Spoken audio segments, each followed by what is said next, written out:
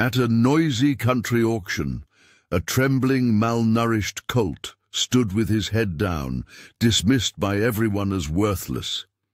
Seasoned buyers walked past his pen without a second glance, but one little girl with fiery red hair and eyes full of determination saw something in him that nobody else could. She emptied her piggy bank to take him home, and what happened next would leave the entire equestrian world completely speechless. Before we jump back in, tell us where you're tuning in from. And if this story touches you, make sure you're subscribed, because tomorrow I've saved something extra special for you. The September sun beat down mercilessly on Willow Creek Fairgrounds, its golden rays reflecting off the weathered wooden fences surrounding the auction pens. The air buzzed with excitement as ranchers, trainers, and horse enthusiasts from across 3 counties gathered for the annual fall horse auction. Men and women in well-worn boots and wide-brimmed hats moved purposefully from pen to pen, clipboards in hand, evaluating each animal with critical eyes. This was serious business. Fortunes could be made or lost on the right horse, and nobody came to Willow Creek to waste money on sentiment. Conversations centered around bloodlines, confirmation, and potential returns on investment. The atmosphere crackled with competitive energy as buyers sized up both the horses and each other. "That Palomino filly over there?" A tall man in a black Stetson whispered to his companion. "Quarter horse breeding. Look at those hindquarters, built for cutting cattle." "The chestnut gelding's got potential too," another replied. "Clean legs, good movement. Might fetch 6,000 if the bidding stays reasonable." Near the auction block, a magnificent bay stallion pranced nervously, his coat gleaming like polished mahogany under the bright sun. "Grandson of Thunders. Legacy," the auctioneer announced proudly, referring to a famous racing champion. "Starting bid at 8,000. Hands shot up immediately, but in the farthest pen, separated from the premium stock, stood a horse so pitiful that most attendees pretended not to see him at all. A young colt, perhaps 2 years old, with a dull, patchy coat that might have been sorrel underneath the dirt and neglect.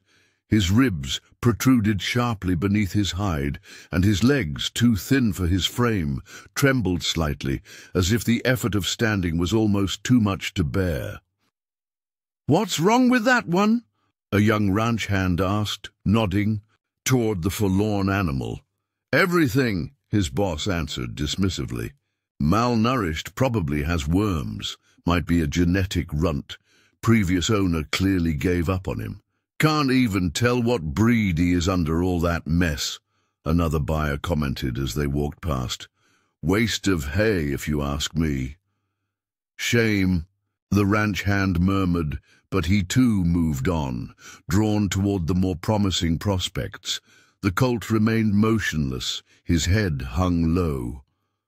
Unlike the other horses who nickered and moved about their enclosures, he stood still, as if conserving what little energy he possessed. His eyes, though, if anyone had bothered to look closely, still held a glimmer of life, a quiet dignity that hadn't yet been extinguished by neglect. Among the crowd moved the Donovan family, Robert, a hard-working construction foreman, his wife Ellen, a kindergarten teacher, and their 10-year-old daughter Lily. Unlike the serious buyers with their clipboards and calculated assessments, they wandered through the auction grounds more casually, Ellen occasionally pointing out particularly beautiful horses to her daughter. Lily Donovan was small for her age, with untamable red hair that escaped from her braids and a spray of freckles across her nose. She wore faded jeans, scuffed boots that had been a birthday present, and a blue cotton shirt with embroidered horses galloping across the pocket. Unlike the wealthy families whose children took expensive riding lessons at Oak Ridge stables, the Donovans lived modestly on the outskirts of town. Lily had never owned a horse, but her bedroom walls were covered with drawings she'd made of them, and she volunteered every Saturday at a therapeutic riding center where her gentle way with the animals had impressed the instructors. "Can we look at all of them, Dad?" Lily asked, tugging at her father's sleeve. "Even the ones in the back?" Robert exchanged glances with his wife. They'd come to the auction mostly as an educational outing for Lily, who'd been horse-obsessed since she could walk. There was no serious intention to purchase. Their small property could technically accommodate a horse, but it had always seemed like an impossible dream financially. "Sure, sweetheart," Robert replied, "but remember what we talked about. We're just looking today." Lily nodded earnestly, though the spark of hope in her eyes was unmistakable. They made their way through the rows of pens, Lily stopping at each one to greet its occupant respectfully. Unlike many of the adults who focused on conformation and breeding, she looked each horse in the eye, speaking to them in soft tones, as if they were sharing secrets. When they reached the furthest pen, Ellen instinctively pulled Lily forward. "Let's check out those Appaloosas over there," she suggested, trying to direct her daughter away from the sight of the neglected colt. But Lily had already spotted him. She stopped abruptly, her hand slipping from her mother's grasp. "What happened to him?" she whispered, approaching the fence slowly. "Lily, honey, come on," Ellen urged gently. "That horse is very sick." But Lily stood transfixed. Unlike everyone else who had passed by with averted eyes or dismissive glances, she stared directly at the colt, her expression not of disgust or pity, but of genuine concern. "He's sad," she stated simply, with the certainty only children possess. Robert placed a hand on his daughter's shoulder. "He's had a rough time, kiddo. Sometimes people don't take proper care of their animals." To their surprise, the colt, who had remained stationary for most of the day, lifted his head slightly. His ears, previously drooping, twitched forward as Lily spoke to him. "Hi there," she said softly. "My name's Lily." The colt took a tentative step toward the fence, drawn by something in the little girl's voice. A weathered old man in overalls, who had been adjusting the water trough in the adjacent pen, paused to watch. "First time he's moved all morning," he commented.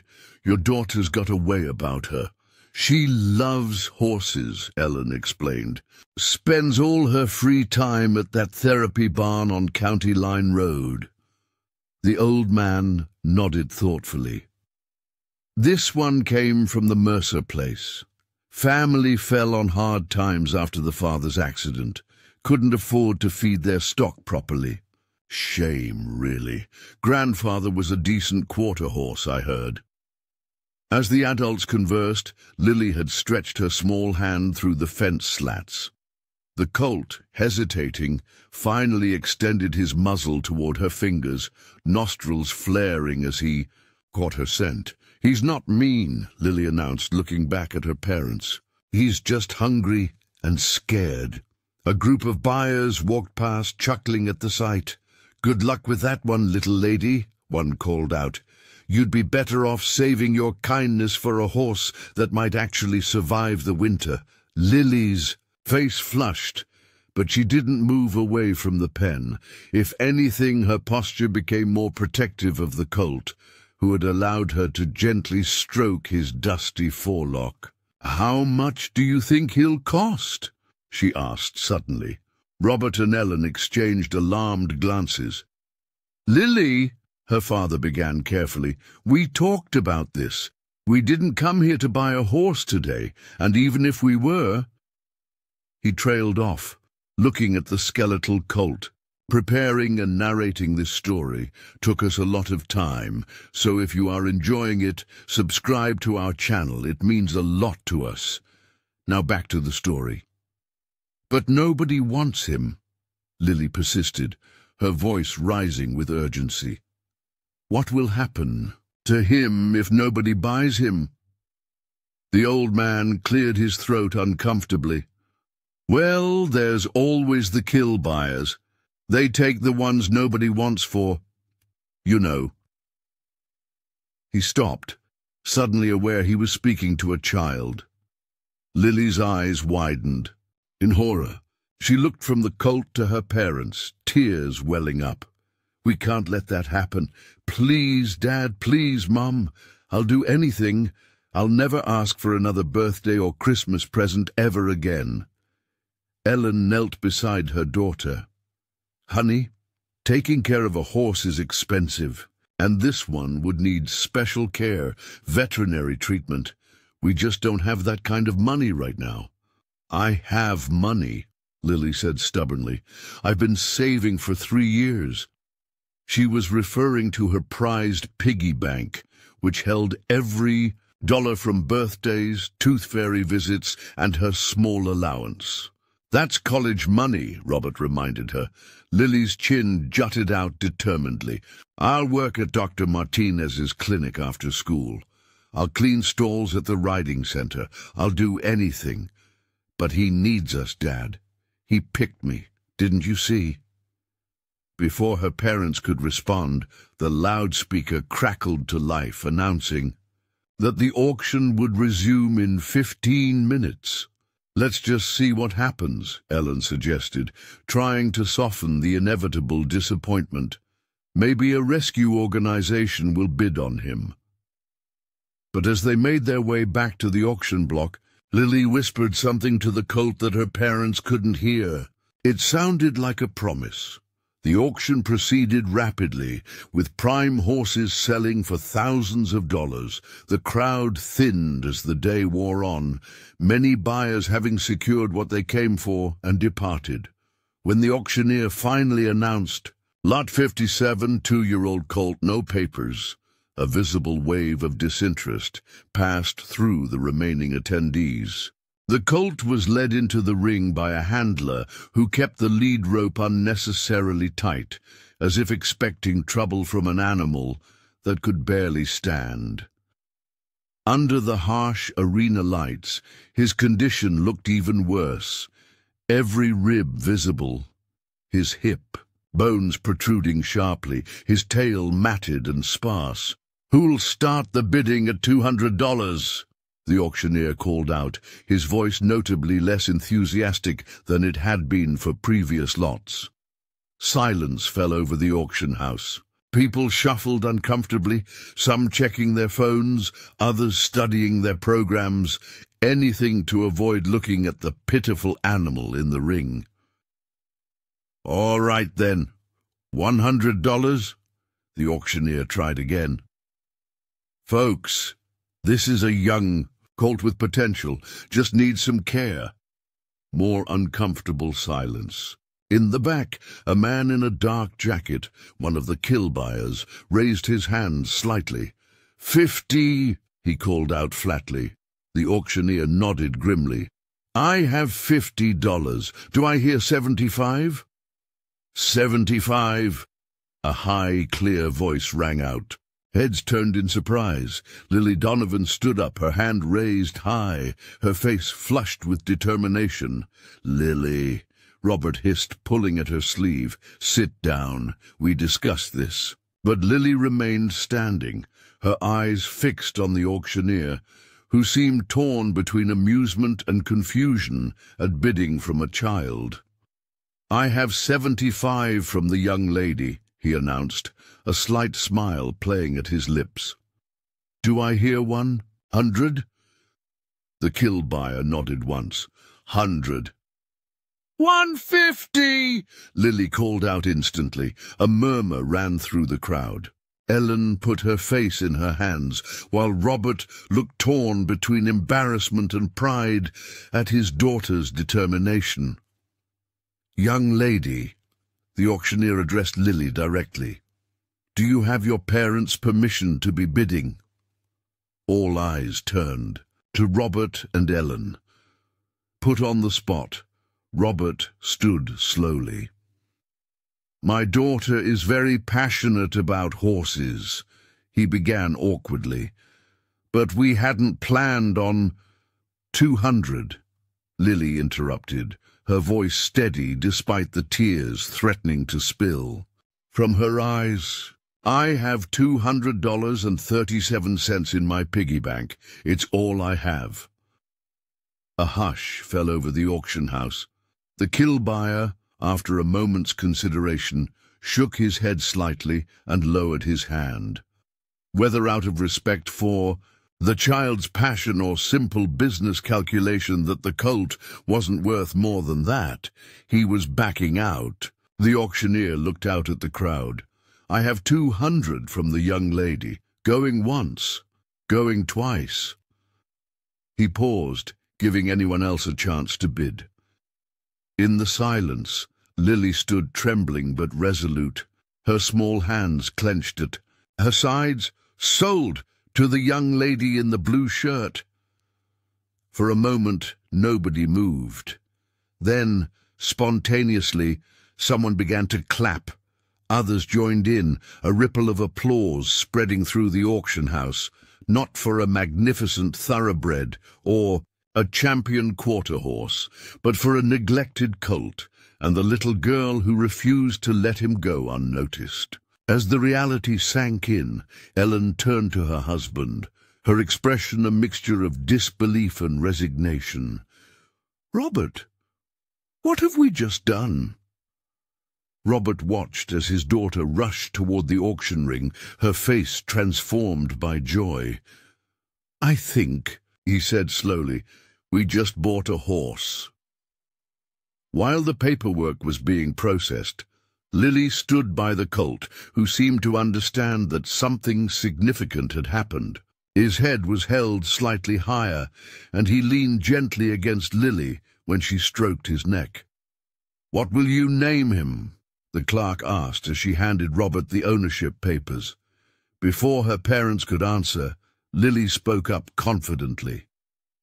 "Phoenix," she declared. "His name is Phoenix." "Phoenix," Ellen repeated. "Why that name, honey?" Lily's eyes shone with certainty. "Because in my book of myths, the phoenix rises from the ashes. It gets a second chance, just like him."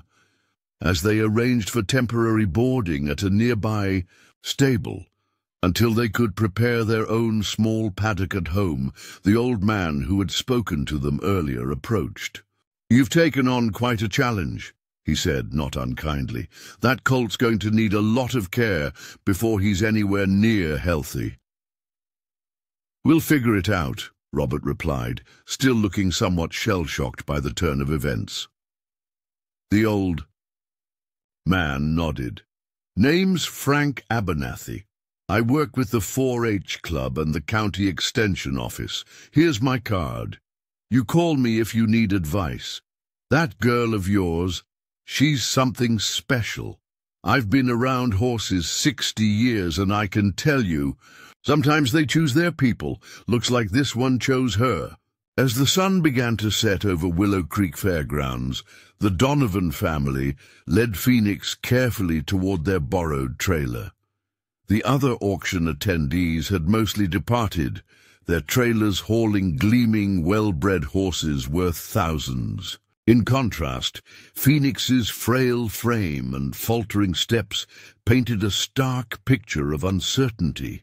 Yet there was something undeniably powerful about the sight of Lily walking beside him, her small hand gently guiding the lead rope, her voice a constant stream of encouragement. "Just a few more steps, Phoenix. You can do it. We're going home now." When they finally coaxed him into the trailer, Lily refused to leave his side during the drive to Cedar Hill Stables, where they had arranged temporary boarding. She sat on a small bale of hay, speaking soothingly whenever the colt grew nervous at the motion of the trailer. "What have we gotten ourselves into?" Ellen whispered to Robert as they drove through the gathering dusk. Robert glanced in the rearview mirror at his daughter's face, illuminated by the soft glow of the trailer's interior light. The pure joy and purpose he saw there answered the question before he could. "Something important," he replied simply. "Something that matters." They didn't know it then, but that day at the auction would mark the beginning of an extraordinary journey, not just for the rescued colt, but for their entire family. The road ahead would be long and fraught with challenges, setbacks, and moments of doubt, but in that borrowed trailer, with the sun setting behind them and an uncertain future ahead, the first fragile strands of a remarkable bond were already forming between a broken horse and the little girl who refused to let the world throw him away. Phoenix had found his Lily, and together they were about to prove that sometimes the greatest victories come from the most unlikely beginnings. As darkness fell over the countryside, stars began appearing in the clear autumn sky. Inside the trailer, Lily noticed Phoenix looking up through the small ventilation window, his gaze fixed on the emerging constellations. "See those stars," she whispered. "My grandpa told me that when a star shines extra bright, it means someone's watching over you. And look," she pointed to a particularly brilliant star directly overhead. "That one's the brightest of all. That means you have someone special looking out for you now." Phoenix nickered softly, and for the first time that day, the fear in his eyes began to fade, replaced by something that looked remarkably like hope. The first rays of dawn broke over the Donovan family's modest farmhouse, painting the sky in hues of pink and gold. While most of the neighborhood still slumbered, Lily was already wide awake. Dressed in her oldest jeans and a faded sweatshirt, her red hair hastily pulled into a ponytail. For the past 3 weeks, this had become her new normal, rising before the sun to care for Phoenix before school. "Morning, buddy," she whispered as she entered the small shed they had converted into a makeshift stable. Her father and several neighbors had worked tirelessly over the weekend after the auction, reinforcing walls, laying fresh bedding, and installing proper water fixtures. It wasn't fancy, but it was clean, warm, and safe. Phoenix lifted his head. At the sound of her voice, his eyes brighter than they had been at the auction, though still shadowed with uncertainty. The change in just 3 weeks was noticeable, but modest. He had gained a small amount of weight, and his coat, after numerous careful groomings, revealed itself to be a rusty chestnut beneath the grime. But he remained painfully thin, his movements stiff and hesitant. "Look what I brought you," Lily said, producing a small apple from her pocket. She held it flat on her palm, the way she had learned at the therapeutic riding center.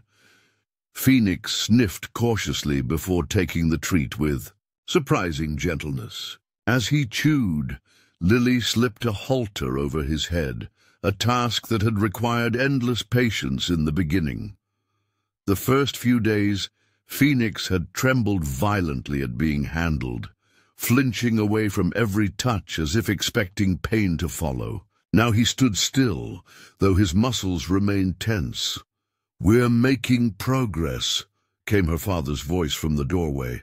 Robert Donovan looked tired. These early mornings were an adjustment for him, too, especially with his construction job requiring long hours. Yet he never complained, instead rolling up his sleeves to help with the morning routine before heading to work. "The vet's coming today after school," he reminded Lily as he filled Phoenix's water bucket.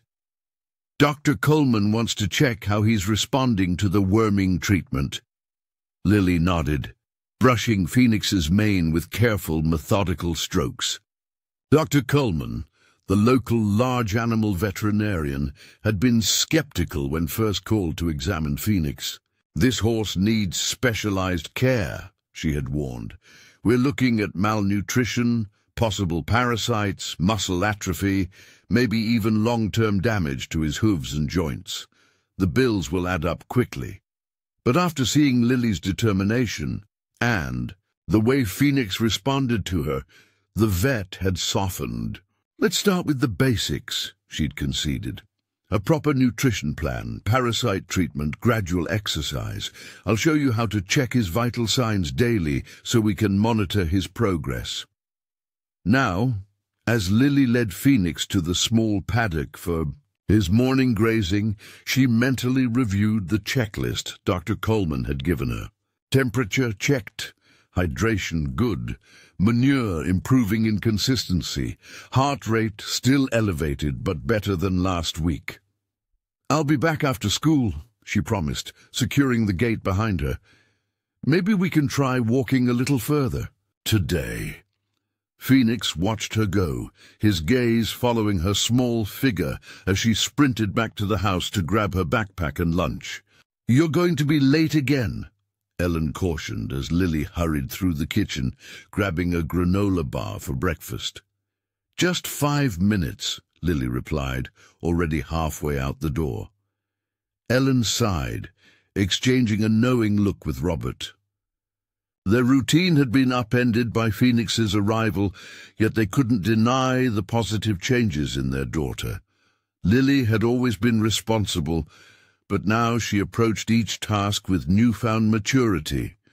Her usual morning complaints about school had disappeared, replaced by efficient preparation so she could spend more time with Phoenix.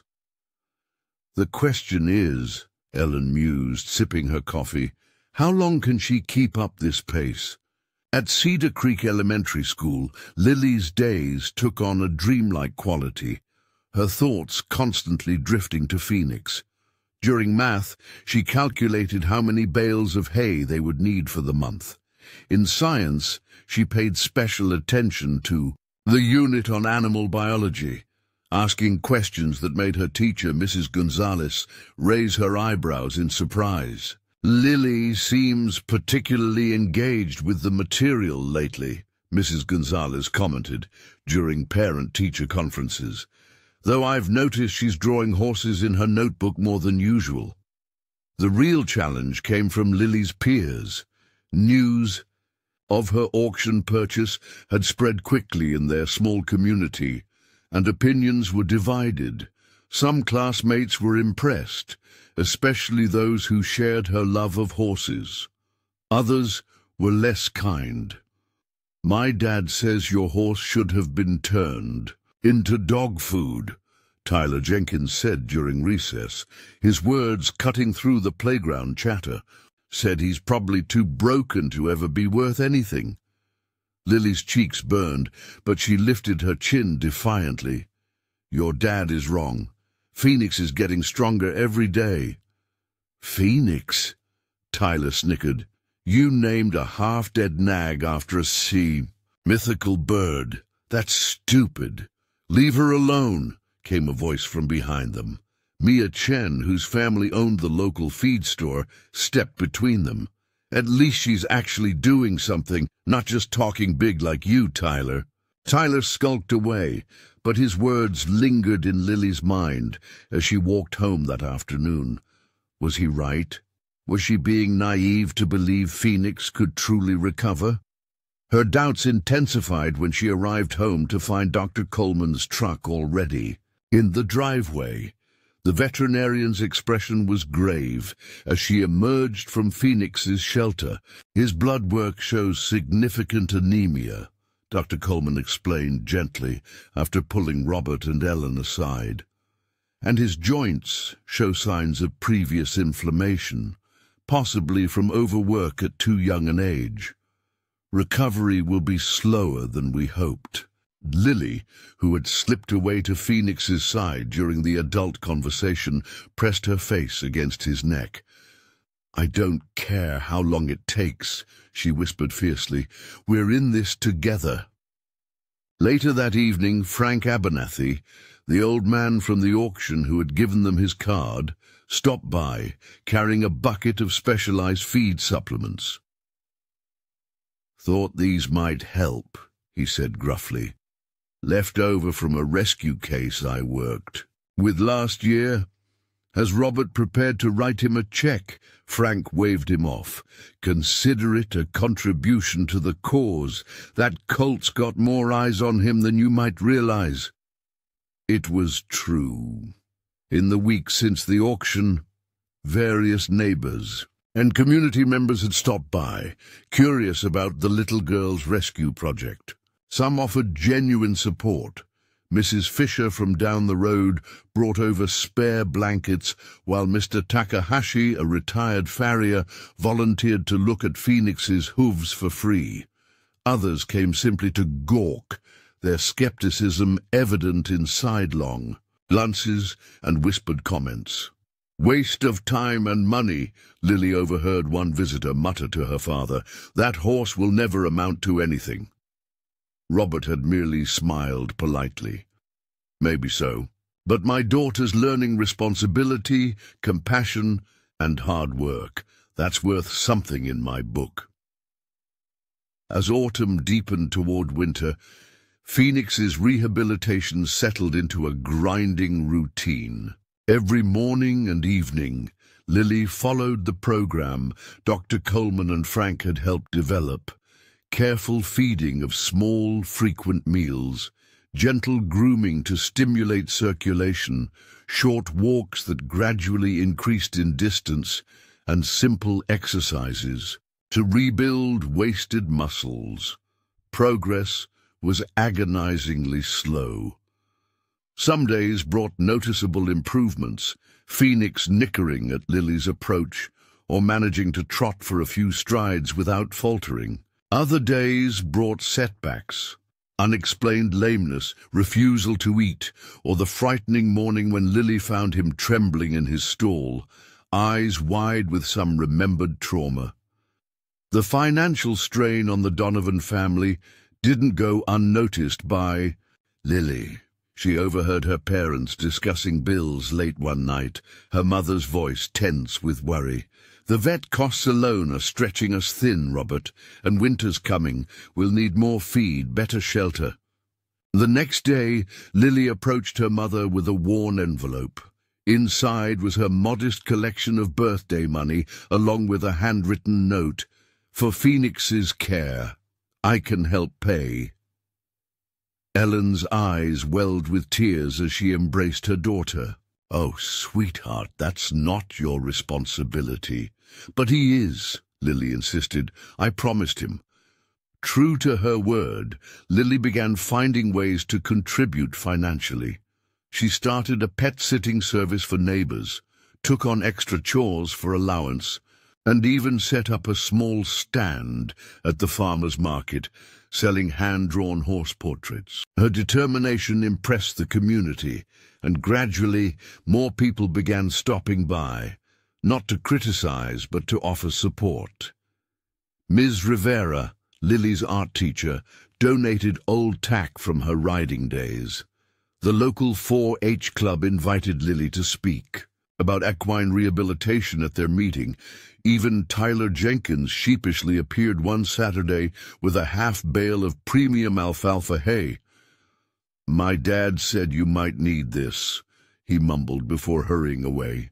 Winter arrived with unexpected ferocity, bringing bitter winds and heavy snow that transformed their small town into a frozen landscape. For Phoenix, whose health remained fragile, the extreme conditions posed new challenges.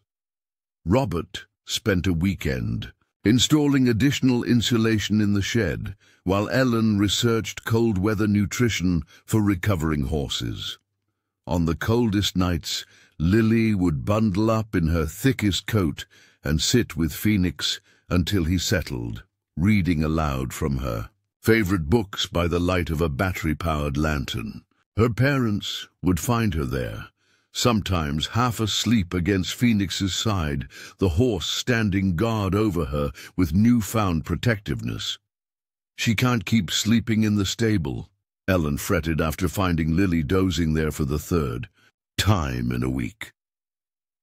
I'm not sure we could stop her if we tried, Robert replied, watching the pair through the stable door. Look at them, Ellen. That horse trusts her completely now. After everything he's been through, that's nothing short of miraculous. It was true. The frightened, skeletal colt from the auction had been replaced by a still thin but alert young horse who followed Lily's movements with devoted attention. He still startled at sudden noises and remained wary of strangers, but with Lily he showed increasing confidence. By mid-January, Phoenix had gained enough strength to begin more structured training.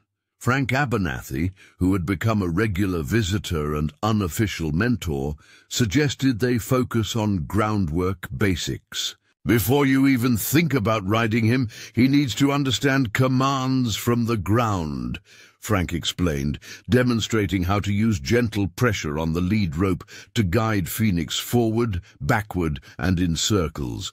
It's all about clear communication and consistency. Lily absorbed every lesson eagerly, practicing daily with unwavering patience. When Phoenix grew confused or frightened, she never raised her voice or showed frustration. Instead, she would take a step back, break the task into smaller components, and try again, rewarding even the slightest progress with praise and affection. You've got a natural touch, Frank observed one afternoon, watching Lily guide Phoenix. Through a simple obstacle course she'd created using household items. Most folks would have given up on him by now. I made him a promise, Lily replied simply, as if that explained everything. And perhaps it did.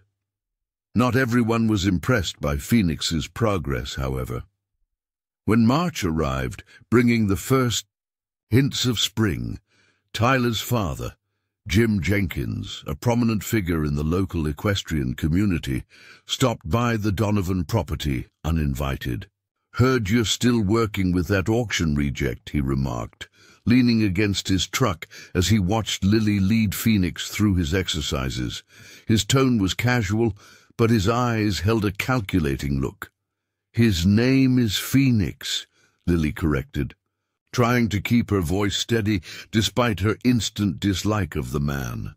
Jim shrugged. Look, kid, I respect what you tried to do here. It's admirable, but you need to be realistic.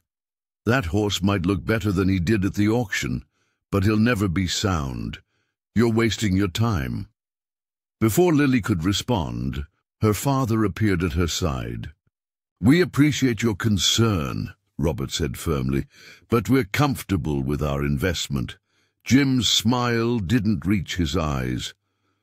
Well, if you ever decide to cut your losses, give me a call. I could take him off your hands. I've got connections, with a nice therapy program that might be able to use him. After he left, Lily turned to her father, her expression troubled. He doesn't really care about Phoenix, does he? Robert sighed, placing a hand on her shoulder. Some people see horses as commodities, not companions. But that's not who we are, and it's definitely not who you are. As spring advanced, Phoenix continued to transform. His coat, now properly nourished and regularly groomed, developed a rich coppery sheen that gleamed in the sunlight. His frame, once skeletal, began filling out with lean muscle. Even his eyes had changed, the dull resignation replaced by a lively awareness. Dr. Coleman, during her monthly checkup, couldn't hide her surprise. I've seen a lot of rehabilitation cases, she admitted, but few with this level of improvement. Whatever you're doing, it's working. What they were doing, in fact, was surprisingly simple. Consistent care, appropriate nutrition, gradual exercise, and above all, boundless patience and affection. Lily had created a bond with Phoenix that transcended conventional training methods. She seemed to intuitively understand his needs, anticipating his anxieties, and finding creative ways to build his confidence. One particularly significant breakthrough came when Frank suggested introducing Phoenix to water obstacles, a common challenge for inexperienced horses. They filled a children's plastic pool with a few inches of water and attempted to lead Phoenix across it. At first, he balked completely, snorting and backing away in alarm. Many trainers would have forced the issue, pulling the horse forward or using pressure to drive him across. Instead, Lily simply sat down beside the pool and waited, the lead rope loose in her hands. "What are you doing?" Frank asked, puzzled by her approach. "Showing him it's safe," Lily explained. She removed her boots and socks, rolled up her jeans, and dangled her feet in the water. Then she began reading aloud from the book she carried in her pocket, continuing the story she'd been sharing with Phoenix during their evening sessions. For nearly an hour she sat there, reading calmly as Phoenix circled nervously around her. Gradually, his circles grew smaller. Finally, remarkably, he approached the pool, stretched his neck toward Lily, and with careful deliberation stepped into the water to stand beside her. Frank, watching from the fence line, shook his head in amazement. 30 years working with horses, and I've never seen anything quite like that. That's not just training, that's genuine connection. By late spring, Phoenix had progressed, enough that Frank suggested a more structured training program. "He's ready to learn more advanced groundwork," he explained. "Maybe even carry a rider soon if his physical recovery continues at this pace." The suggestion sparked both excitement and anxiety for Lily. The idea of actually riding Phoenix, something that had seemed impossible at the auction, was now potentially within reach. Yet she worried about pushing him too fast or expecting too much. "How will I know when he's ready?" she asked Frank one afternoon, as they watched Phoenix trotting freely around the paddock, his movement increasingly fluid and balanced. "He'll tell you," Frank replied. "Just keep listening to him the way you have been. That's the real gift you've given him, you know. Someone who truly listens." As the one-year anniversary of Phoenix's auction rescue approached, the Donovan family began noticing more visitors slowing down as they passed their property. Word had spread about the dramatic transformation of the little girl's rescue horse, and curiosity was growing. Some visitors were genuinely supportive. Others, like Jim Jenkins, watched with barely concealed skepticism, waiting for the project to fail. A few, including representatives from local equine rescue organizations, came seeking advice on rehabilitation techniques. Through it all, Lily remained focused solely on Phoenix and his needs. She maintained meticulous records of his progress, celebrated every milestone, and never wavered in her conviction that he was capable of complete recovery. Her bedroom walls, once covered with horse posters and drawings, now featured photographs documenting Phoenix's transformation. Tangible proof of what dedication and belief could accomplish. One evening, as summer approached, Ellen found Lily sitting on the paddock fence, watching Phoenix graze in the golden light of sunset. "Penny, for your thoughts?" Ellen asked, joining her daughter. Lily smiled, her eyes never leaving Phoenix. "I was just thinking about the auction. Remember how scared he was? How nobody wanted him?"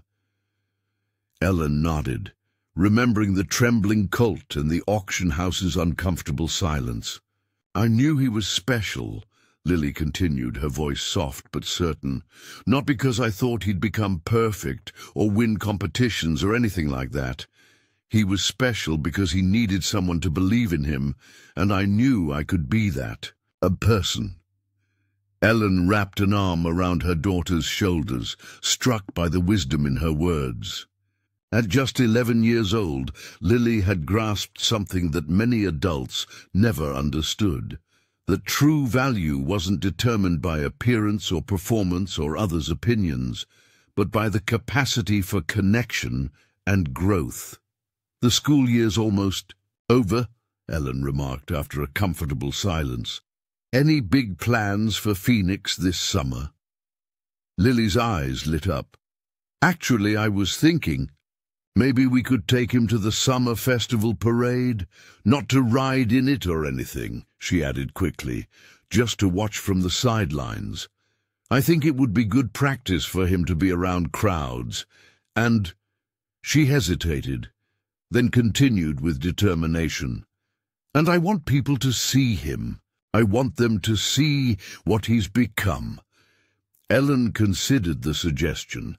The annual summer festival was the biggest event in their small town, drawing visitors from surrounding communities. The parade, with its music, banners, and excitement, would certainly test Phoenix's newfound confidence. "If Dr. Coleman thinks he's ready, and if your father agrees, I think that's a wonderful idea," Ellen said finally. "Phoenix deserves his moment to shine." As they walked back to the house together, Lily glanced over her shoulder at Phoenix, who had lifted his head to watch them go. In the fading light, his coat gleamed like burnished copper, and his stance, balanced and alert, showed no trace of the broken creature they had brought home a year ago. "We're just getting started," Lily whispered, more to herself than to her mother. "Wait until everyone sees what you can really do."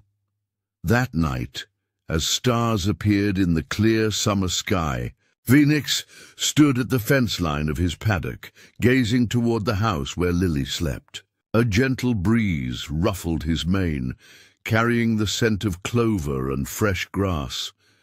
In the distance, a shooting star traced a brilliant path across the heavens, a sign, perhaps, of extraordinary things to come. The morning of Cedar Creek's summer festival dawned bright and clear, the kind of perfect July day that seemed designed for celebration. Throughout the town, colorful banners fluttered in the gentle breeze, and the air buzzed with anticipation for the day's festivities.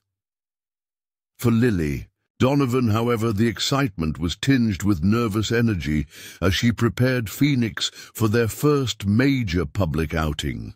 "You're going to do great," she assured him, as she carefully brushed his coat until it gleamed like polished copper in the morning sunlight. Phoenix stood calmly, occasionally nuzzling Lily's shoulder. A far cry from the trembling head-down posture he had displayed at the auction 18 months ago. Robert watched from the stable doorway, marveling at the transformation. Not just in Phoenix, whose physical recovery had exceeded even Dr. Coleman's expectations, but in his daughter as well. Lily had grown taller over the past year, her freckled face losing some of its childish roundness. More striking than the physical changes, however, was the quiet confidence she now carried, a sense of purpose far beyond her 11 years. "Are you sure about this?" Robert asked as Lily fastened a simple leather halter adorned with a small braided band of red and gold ribbon, the town's festival colors. "There will be crowds, loud music, maybe even fireworks later. It's a lot to ask of him." Lily looked up, her expression serious. "We've been practicing, Dad. The desensitization exercises Frank showed us. The exposure to different sounds and objects. Phoenix is ready, I know he is." She patted the horse's neck. "Besides, we're just going to watch from Madison Street away from the main square. If he gets overwhelmed, we can head home right away." Robert nodded, recognizing the careful thought behind his daughter's plan. This wasn't impulsive enthusiasm. It was a calculated step in Phoenix's ongoing rehabilitation. "All right, then," he said. "Let's get loaded up." Loading Phoenix into their borrowed trailer, a generous loan from the Henderson family, whose daughter rode at the same therapeutic center where Lily volunteered, had once been an ordeal requiring hours of patient coaxing. Today, Phoenix walked up the ramp with only minimal hesitation, responding to Lily's gentle encouragement. "Remember when it took us 3 hours just to get him near the trailer?" Ellen remarked as she joined them, carrying a small cooler of sandwiches and drinks for the day. Dr. Coleman wouldn't believe it if she hadn't seen the videos. The drive into town was uneventful, Phoenix traveling quietly, while Lily sat in the back seat, mentally reviewing their strategy for the day. They had chosen their viewing spot carefully, a quiet corner near Madison and Elm, where the parade would pass, but where they would have easy access to side streets if a quick retreat became necessary. As they approached the town center, the streets became increasingly crowded, with families staking out prime viewing spots along the parade route. Children waved small flags and balloons, vendors hawked snacks and souvenirs, and the high school band could be heard warming up in the distance. "There's Frank," Ellen pointed out as they pulled into their designated parking area, a grassy lot behind the public library that the librarian, a horse enthusiast herself, had suggested they use. Frank Abernathy leaned against his battered pickup truck, his weathered face breaking into a smile as they approached. "Thought I'd come by and see how our boy handles his big debut," he said, nodding toward Phoenix in the trailer. With Frank's help, unloading went smoothly. Phoenix's ears flicked rapidly as he took in the new surroundings, his nostrils flaring at the unfamiliar scents, but his trust in Lily kept his anxiety manageable. They decided to walk him around the quieter library grounds first, allowing him to acclimate before heading toward the more crowded streets. "Remember to breathe, Lily," Frank advised, noticing how tightly she held the lead rope. "He'll pick up on your tension. If you're calm, he'll have an easier time staying calm too." Lily nodded, consciously relaxing her shoulders and deepening her breathing. Almost immediately, Phoenix's posture eased slightly, his step becoming less tentative as they circled the library's oak-shaded lawn. After 20 minutes of this gentle introduction, Lily felt ready to move closer to their planned viewing spot. As they turned onto Elm Street, the noise level increased noticeably. Children shouting, music playing from portable speakers, the distant rumble of motorcycles that would lead the parade. Phoenix halted abruptly, his muscles tensing. For a moment, Lily feared he might bolt or rear, but instead he looked directly at her, ears forward, seeking reassurance. "It's okay," she told him softly, stroking his neck. "We're just going to watch. Nothing bad will happen." Surprisingly, it was the presence of other horses that proved most challenging for Phoenix. As they reached their viewing spot, they encountered several members of the local riding club who had brought their horses to participate in the parade. The animals were beautifully groomed, adorned with elaborate decorations, their riders dressed in Western finery. Phoenix had limited experience with other horses, having been kept separated during his recovery. Now, confronted with these confident, prancing animals, he seemed to shrink into himself, his earlier progress threatened by a return of his auction day demeanor. "Maybe this was a mistake," Ellen murmured, as Phoenix backed anxiously against a shop wall, his eyes showing white around the edges. Before Lily could respond, a familiar and unwelcome voice cut through the ambient noise. "Well, Look who decided to join us. Jim Jenkins approached, leading a gleaming Palomino quarter horse, adorned with blue ribbons and silver conchos. Still wasting time on that rescue case, I see. Lily felt a flash of anger, but before she could formulate a response, Tyler appeared beside his father, his expression uncomfortable. Unlike Jim, Tyler had witnessed Phoenix's progress firsthand during occasional visits to the Donovan property, visits that had evolved from skeptical observation to genuine interest as the months passed. "Hi, Lily," Tyler said, ignoring his father's comment. "Is this Phoenix's first parade?" "Yes," Lily replied, grateful for the neutral question. "We're just here to watch, to help him get used to crowds." Jim scoffed, his gaze dismissive as it swept over Phoenix. "Some horses just aren't cut out for public events. Not everybody's meant for the spotlight." The implication was clear. Phoenix would never be anything more than a backyard project, never worthy of real recognition. Phoenix, already unsettled by the environment, sensed the tension.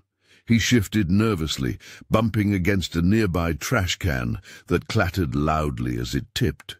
The sudden noise sent him skittering sideways, nearly pulling the lead rope from Lily's hands.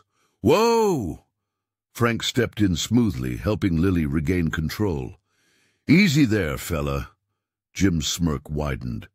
"Like I said, some horses just don't have what it takes. Come on, Tyler, we need to get in position." He tugged his Palomino forward, deliberately passing close enough to Phoenix that the nervous horse was forced to dance backward. "Sorry," Tyler mumbled to Lily before following his father, genuine regret in his expression. For a moment, Lily stood frozen, humiliation and disappointment warring within her. Maybe Jim was right. Maybe she had been naive to think Phoenix could handle this environment. Maybe... "Lily," Frank's calm voice interrupted her spiraling thoughts. "Look at Phoenix." She turned, expecting to see a panicked horse ready to flee.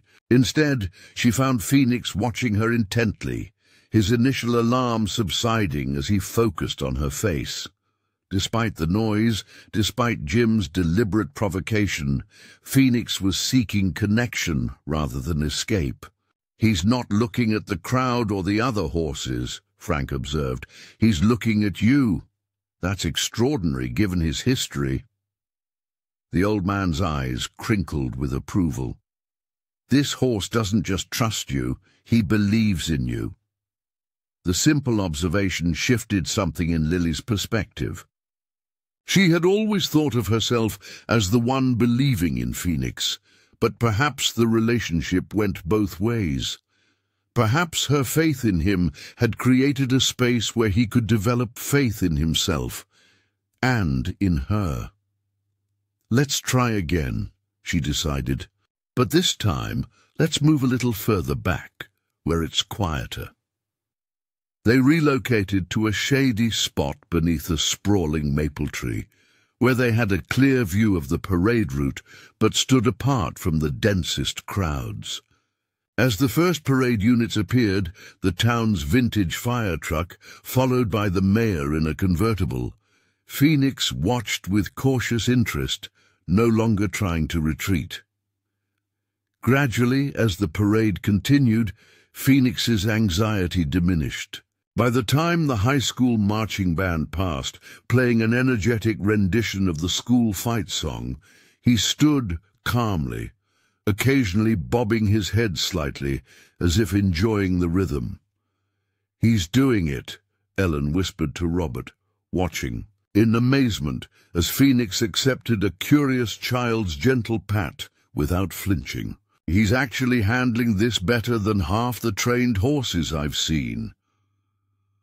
The real test came when the riding club appeared, their horses moving in practiced formation down the street. Jim Jenkins rode at the front, his Palomino executing, A perfect Spanish walk that drew applause from the spectators. The sight of so many horses, several of them whinnying excitedly, might have triggered Phoenix's earlier panic. Instead, he stood taller, his ears pricked forward with evident interest. For perhaps the first time in his life, Phoenix was witnessing horses being celebrated rather than merely evaluated or exploited. The experience seemed to awaken something in him, a new awareness, a glimmer of potential. As the parade drew to a close, several people approached Lily and Phoenix, curious about the striking chestnut horse who had watched the proceedings with such dignified attention. "Is he a rescue?" asked an elderly woman, admiring Phoenix's now glossy coat. "He's beautiful." "Yes, ma'am," Lily replied, a note of pride creeping into her voice. "I got him at the Willow Creek auction last year."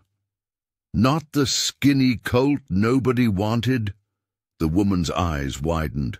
"My grandson told me about him, but I wouldn't have recognized him now. You've done wonders, young lady." Similar encounters followed. A family whose daughter took riding lessons and wanted to pet Phoenix. A photographer who asked permission to take a few shots of the striking chestnut with the unusual white blaze. Even a few members of the riding club who complimented his conformation. A remarkable turnaround from the auction where he'd been deemed worthless. By mid-afternoon, Lily noticed Phoenix beginning to tire, his earlier alertness giving way to the slight drooping of his head that signaled fatigue. They had already achieved more than she had dared hope for, and she knew better than to push their luck. "Time to head home," she announced. "He's had enough excitement for one day." The journey home was peaceful, Phoenix seemingly content after his successful outing. As they unloaded him at their small farm, Lily was struck by how different this homecoming felt from their first arrival after the auction.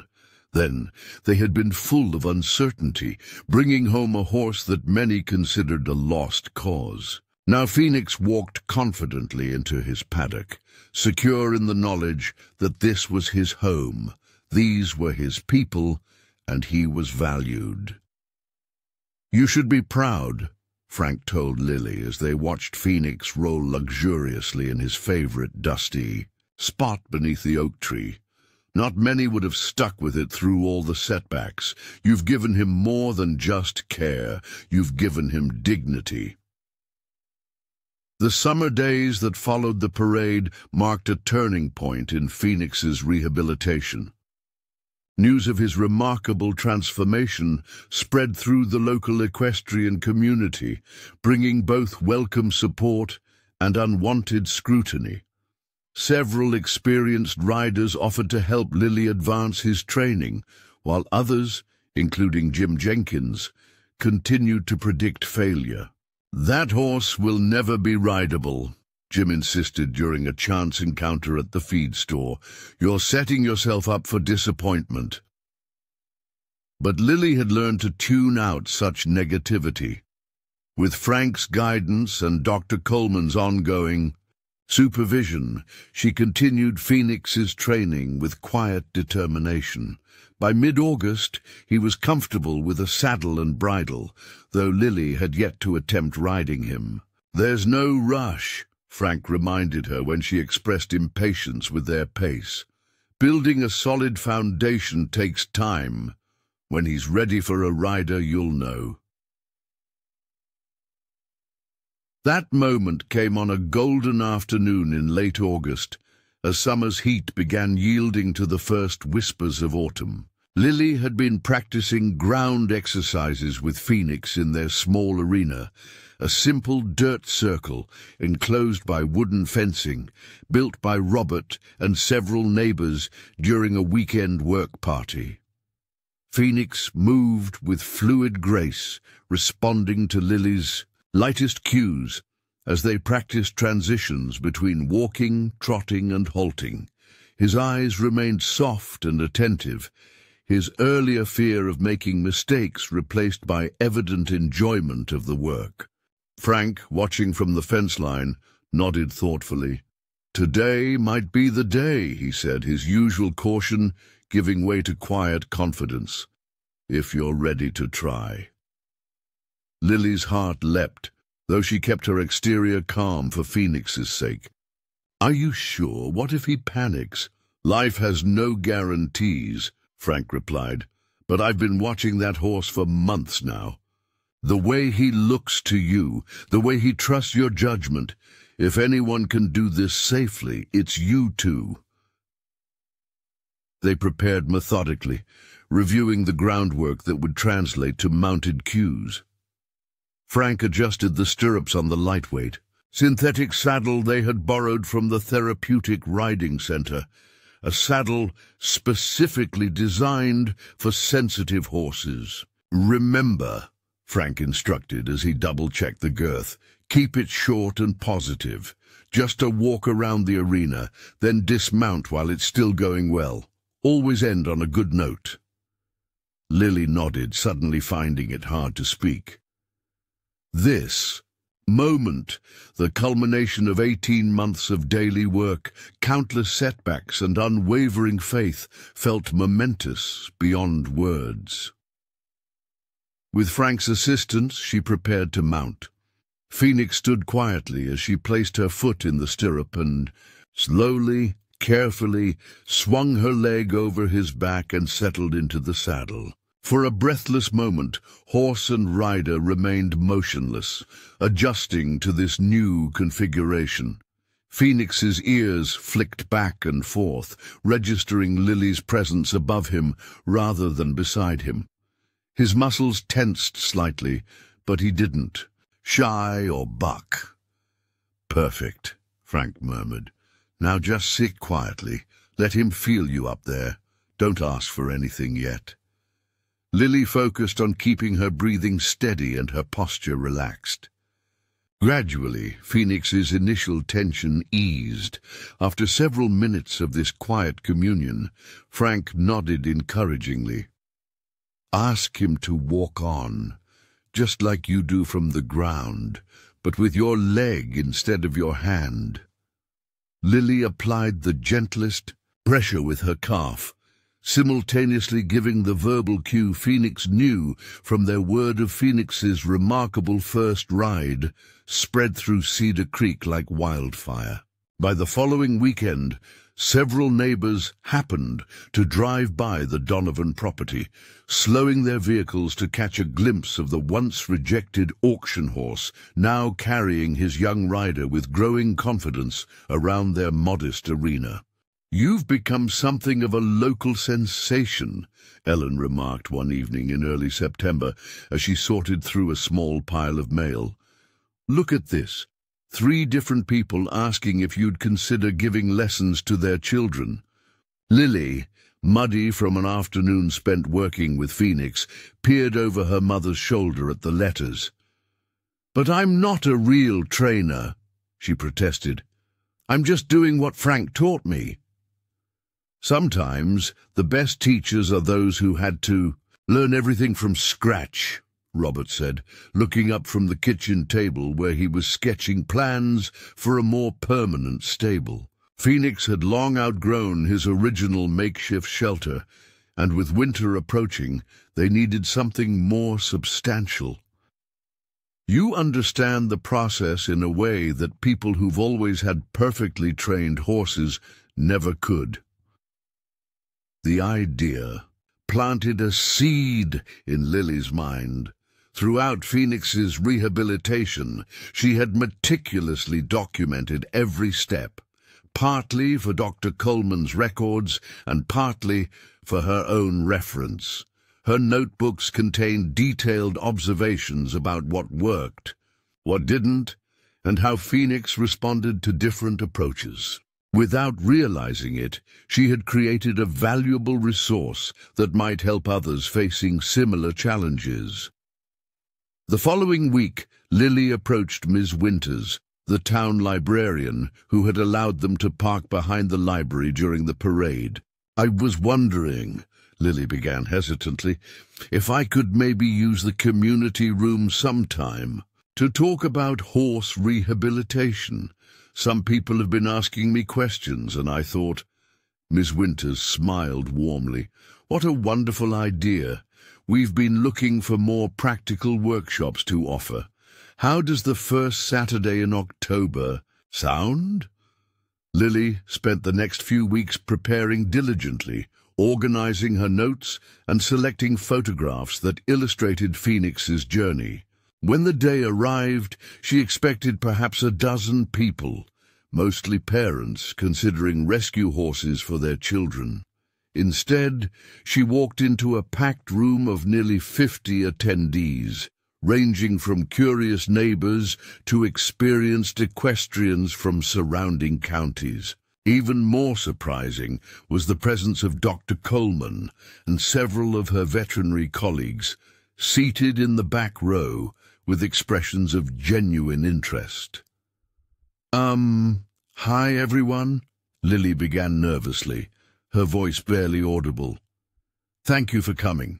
I'm not an expert or anything, but I thought I could share what I've learned while rehabilitating Phoenix." As she began walking through the timeline of Phoenix's recovery, her initial nervousness gave way to growing confidence.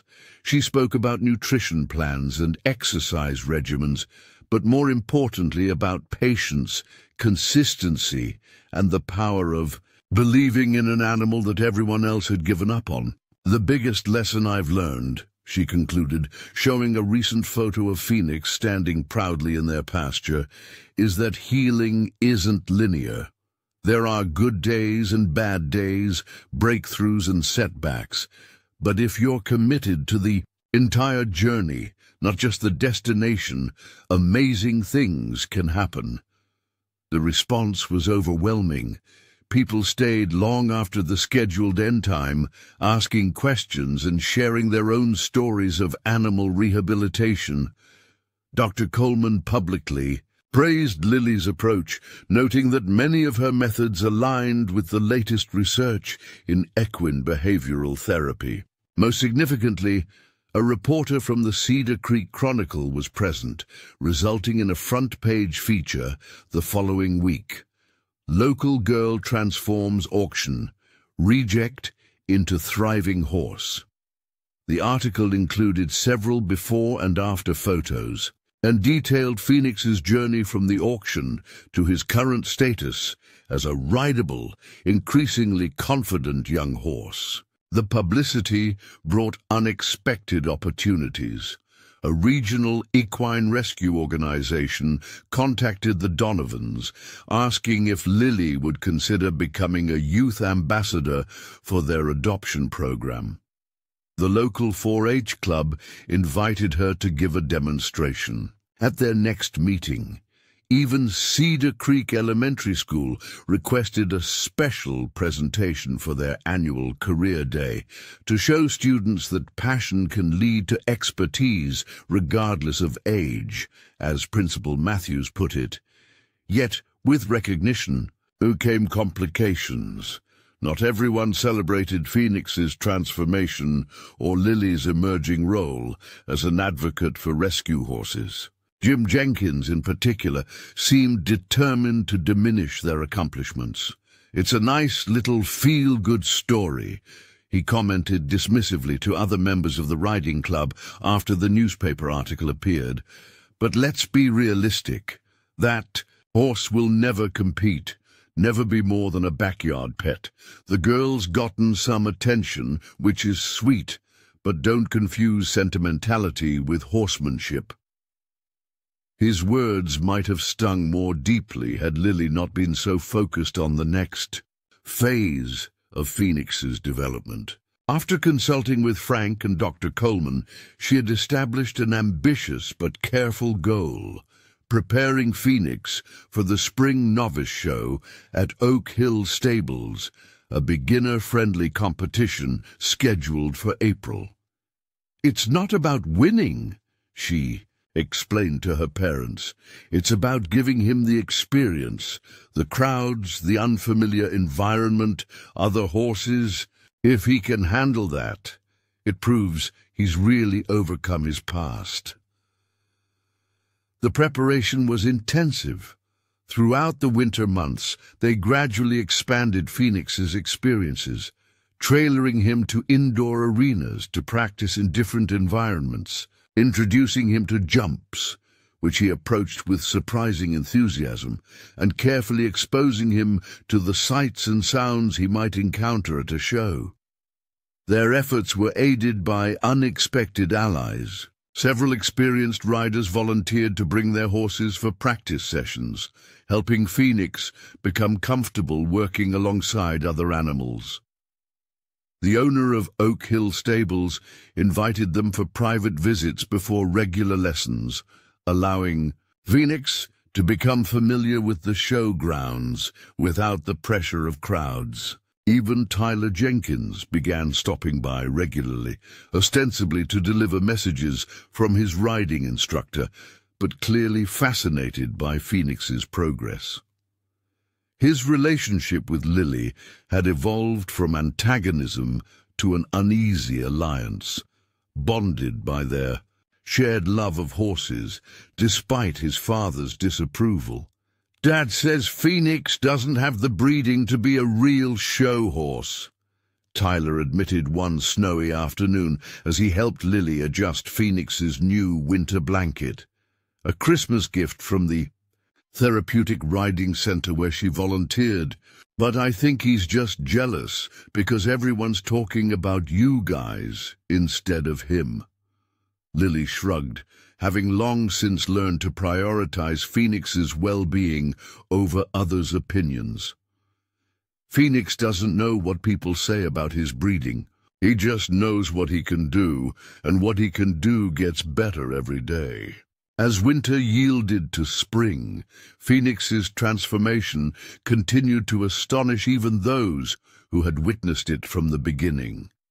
The scraggly colt from the auction had matured into a handsome young horse with a gleaming coat and well-developed musculature. More remarkable than his physical changes, however, was his demeanor, confident without aggression, alert without anxiety, and deeply bonded to Lily without being dependent on her presence for his sense of security.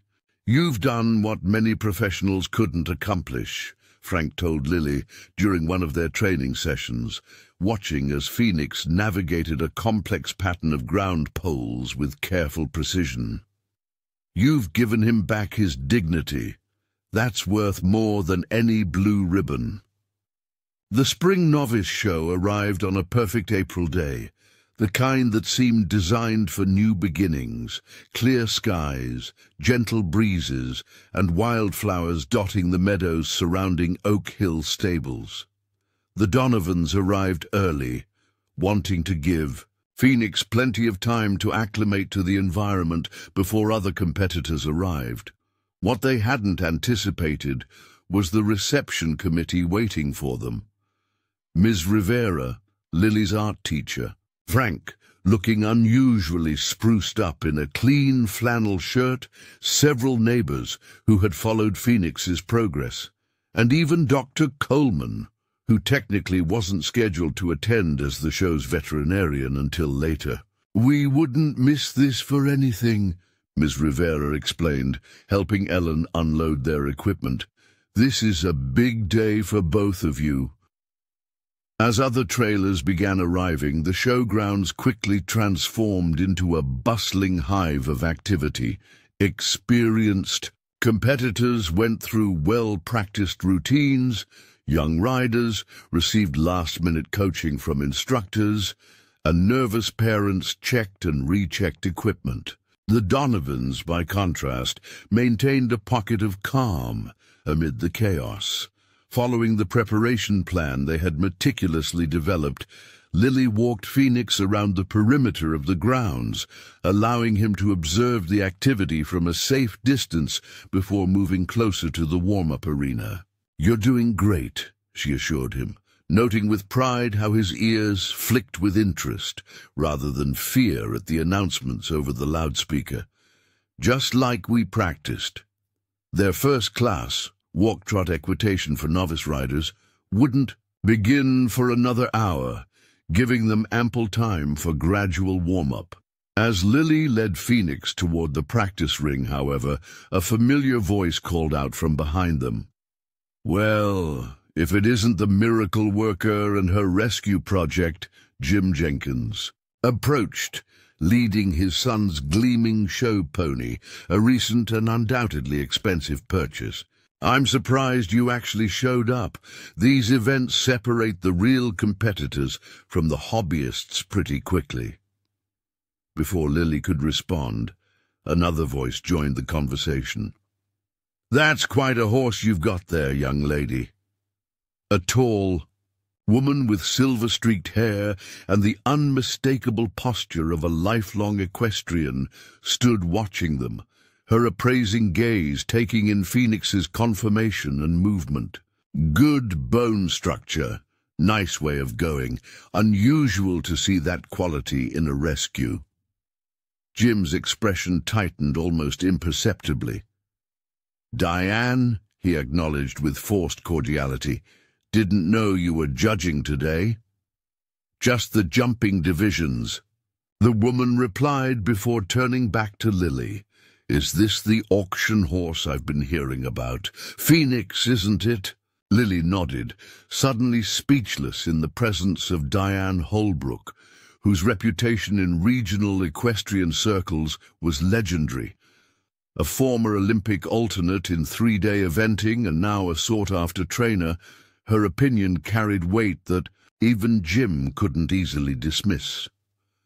"Well, I look forward to seeing how he performs," Diane said with a warm smile. "It's clear you've put tremendous work into him." As she walked away, Jim's earlier smugness had vanished, replaced by a carefully neutral expression. "Don't get your hopes up," he cautioned Lily, though his tone lacked its usual edge. "First shows are always rough.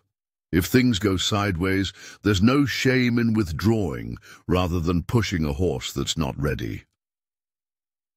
Though his words were ostensibly helpful, Lily recognized the underlying message. He still expected, perhaps even hoped, that Phoenix would fail under pressure, validating his initial dismissal. "We'll be fine," she replied with quiet confidence. "Phoenix has overcome bigger challenges than a novice show." The first class exceeded even Lily's cautious expectations. Though visibly alert to the unfamiliar environment, Phoenix maintained his focus remarkably well, responding to Lily's cues with the trust built through countless hours of patient work. Their walk-trot patterns weren't flawless, a slight bobble during one transition, a moment of distraction when another horse neighed loudly. But the overall performance demonstrated a level of partnership that drew appreciative murmurs from the spectators. When the announcer called their number for fourth place, Robert let out a whoop that made Ellen blush with embarrassment and pride in equal measure. It wasn't first place, but for their debut show, with a horse that 20 months earlier had stood unwanted at an auction, it felt like an Olympic gold. The real test came in their second class, a simple course of ground poles and very small crossrails designed for novice horses. This would push Phoenix further out of his comfort zone, requiring him to navigate a predetermined pattern while maintaining his composure around the unfamiliar obstacles. As they waited for their turn, Lily noticed a small crowd gathering along the arena fence. Not just her family and friends, but other competitors, trainers and spectators drawn by the whispered stories of the auction horse and the little girl. The pressure of those additional eyes might have unsettled her a year ago, but now she focused solely on Phoenix, scratching his favorite spot beneath his forelock as they watched the rider before them complete the course. "Number 127, Lily Donovan on Phoenix," the announcer called. The course began smoothly, Phoenix maintaining a steady trot as they approached the first set of ground poles. He navigated them carefully, his ears flicking forward with interest rather than apprehension. The second obstacle, a small crossrail, jumped no more than 18 inches high, presented slightly more challenge, but Phoenix gathered himself and popped over it with surprising grace for a horse so new to jumping. By the third obstacle, Lily could feel Phoenix's growing confidence. His stride lengthened slightly, his movement becoming more fluid as he realized that this course was simply a more elaborate version of the exercises they practiced at home. The final combination, 2 jumps set 4 strides apart, required careful pacing, but Phoenix listened to Lily's half-halt, adjusted his approach, and cleared both elements cleanly. As they crossed the finish line, spontaneous applause broke out from the spectators. Phoenix's ears pricked forward at the sound, but he maintained his composure, circling calmly as Lily patted his neck in enthusiastic appreciation. "That's it for today," she told him as they exited the arena, where Ellen waited with a water bottle for Lily and apple slices for Phoenix. "You were perfect, absolutely perfect." The judge apparently agreed. When the results were announced, Phoenix and Lily had placed second in a class of 12 entries, an extraordinary achievement for their first show, especially considering that most of their competitors were purpose-bred sport horses with professional training. As they gathered their ribbons and prepared to load Phoenix for the journey home, they were approached by several people offering congratulations and, more surprisingly, questions about Phoenix's background and training. Word had spread quickly about the auction horse's remarkable debut.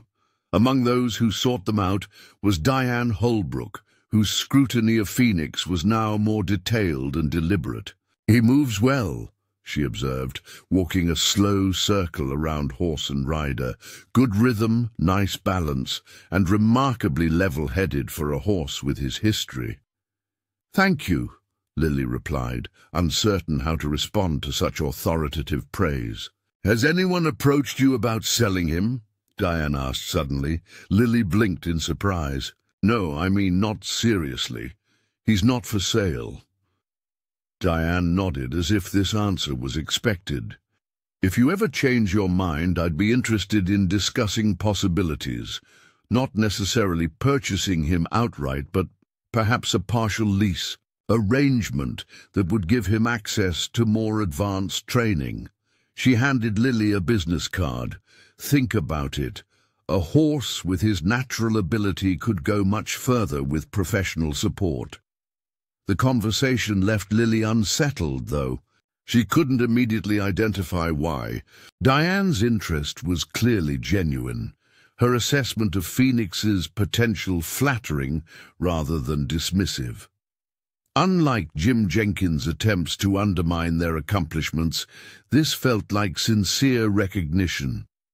Yet as they drove home, the business card burning a hole in her pocket, Lily found herself troubled by a new and unexpected dilemma. For nearly 2 years, every decision regarding Phoenix had been driven by one primary goal: helping him overcome his traumatic past and develop into a healthy, confident horse. She had never seriously considered that their success might attract attention from the professional equestrian world. A world with resources and opportunities far beyond what the Donovans could provide. "Everything okay, sweetheart?" Ellen asked, noticing her daughter's unusual silence. "You should be celebrating. Phoenix was amazing today." "Miss Holbrook asked if we'd consider selling Phoenix," Lily admitted, "or maybe leasing him for professional training." Robert exchanged a quick glance with Ellen in the rearview mirror. "And how do you feel about that?" he asked carefully. Lily stared out the window at the passing landscape, the familiar fields and farms that constituted their small corner of the world. "I don't know," she said finally. "I never thought anyone like her would be interested in him. She could give him opportunities we can't afford." "That may be true," Ellen acknowledged. "But there are different kinds of opportunities, Lily. Not all of them are about competitions or ribbons." The conversation was temporarily shelved as they arrived home, the immediate tasks of unloading and settling Phoenix taking precedence.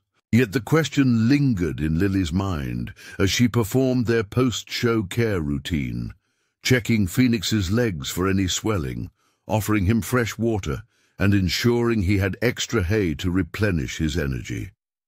That evening, as the family sat around the dinner table recounting highlights from the day, the phone rang. Ellen answered, her expression shifting from curiosity to surprise. "It's for you, Lily," she said, covering the receiver. "Someone named Andrea Baker from Riverbend Equestrian Center. She says she saw Phoenix today and wants to talk to you." Riverbend was one of the most prestigious training facilities in the region, catering to serious competitors with significant financial resources. For them to contact the Donovans was unexpected, to say the least. The conversation was brief but consequential. Andrea Baker, Riverbend's head trainer, had been at the show scouting potential new clients. Phoenix had caught her attention not just for his performance, but for the remarkable backstory that fellow spectators had eagerly shared. "We have a summer program for promising young riders," Andrea explained. "Full scholarships for those who can't afford our regular fees. I'd like to offer you a place, with Phoenix, of course. Our facilities include professional instruction, access to our competition standard arenas, and opportunities to work with some truly exceptional trainers." The offer was more generous than anything Lily could have imagined. 8 weeks of intensive training at a facility normally accessible only to the wealthiest riders, with housing provided for both her and Phoenix. The only condition was that Phoenix would be evaluated for Riverbend's Diamond in the Rough program, which identified horses with exceptional potential despite non-traditional backgrounds. "Take some time to discuss it with your parents," Andrea suggested. "It's a significant commitment, but based on what I saw today, I believe both you and Phoenix could thrive in our program." After hanging up, Lily relayed the conversation to her wide-eyed parents. The opportunity was extraordinary, potentially life-changing for both Lily and Phoenix. Yet it came with implicit expectations that Phoenix would continue showing, advancing to higher levels of competition, becoming a visible success story for Riverbend. "This is a lot to process," Robert said finally. "Let's sleep on it. Talk more tomorrow when we're not so tired from the show." Later that night, unable to sleep, Lily slipped out to Phoenix's stable. The horse nickered softly in greeting as she entered, his familiar presence comforting amid her swirling thoughts. "What would you want?" she asked him quietly, stroking his neck. "If you could choose." Phoenix had no answers, of course, but his steady presence helped clarify Lily's own conflicted feelings. As extraordinary as the Riverbend offer was, it represented a fundamental shift in their relationship and Phoenix's purpose. Until now, his rehabilitation had been guided by his needs and limitations. The professional track would inevitably prioritize performance and achievement.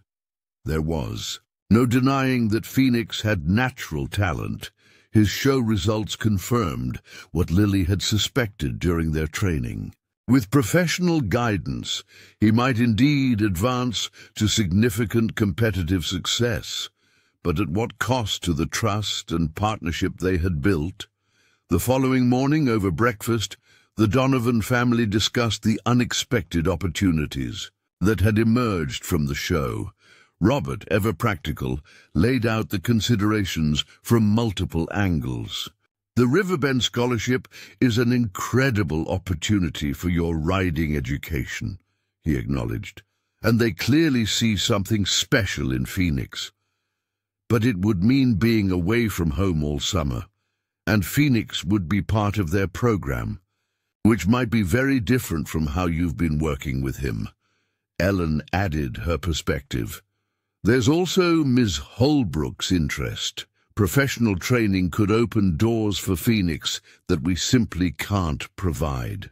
The question is whether that's the right path for him and for you. Lily pushed her cereal around thoughtfully. Everyone suddenly wants a piece of Phoenix now that he's proven himself, she observed. But they all have their own agendas. Riverbend wants a success story. Ms. Holbrook wants a promising project horse. Even Mr. Jenkins is looking at him differently now. And what do you want? Robert asked gently. Lily considered the question seriously, weighing the allure of prestigious opportunities against the quiet certainty of what she and Phoenix had already built together. I want Phoenix to be happy, she said finally. I want him to know he's valued for himself, not for what he can win or prove. And I want to keep learning with him, but on our terms, not trying to fit someone else's program or expectations. Her parents exchanged glances, a silent communication born of years together. Then that's your answer, Ellen said simply. The opportunities are flattering, but you don't have to accept them if they don't align with what matters most to you and Phoenix. The decision brought unexpected relief. Lily would gratefully decline both the Riverbend Scholarship and Ms. Holbrook's interest, choosing instead to continue Phoenix's development at their own pace, guided by their established partnership rather than external expectations of success. Yet their story was far from over. The local attention generated by Phoenix's show debut and the subsequent interest from professional equestrians sparked curiosity well beyond their small community. A regional magazine featured them in an article about unconventional success. Stories in the equestrian world, photos of Phoenix before and after, circulated on social media, inspiring other young riders to consider rescue horses. Most significantly, Lily began receiving messages from people facing challenges similar to those she and Phoenix had overcome.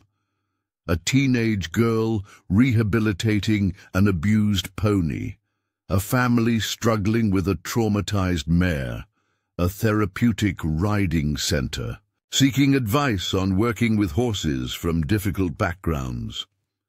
You've become something of an expert, Dr. Coleman observed during Phoenix's regular checkup.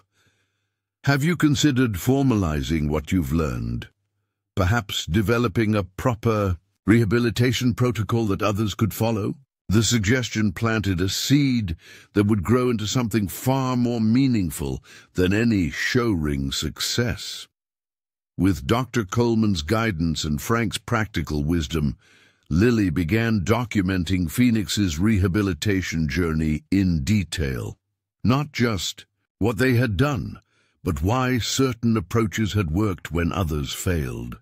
The project evolved into a comprehensive handbook specifically for young riders working with rescue horses. As spring blossomed into summer, Lily's focus shifted from pursuing competitions to sharing what she and Phoenix had learned together. They still participated in local shows occasionally, but now with a different purpose, demonstrating what rescue horses could accomplish with proper rehabilitation and training. Phoenix, meanwhile, continued to flourish. Free from the pressure of a professional competitive track, he developed at his own pace, revealing new talents and preferences. He particularly enjoyed trail riding, moving with confident curiosity through forests and streams that would have terrified him a year earlier. His personality emerged more fully, playful with Lily, dignified with strangers, and increasingly comfortable in his own skin. "Some horses are meant for blue ribbons," Frank remarked one evening as they watched Phoenix grazing peacefully in the sunset.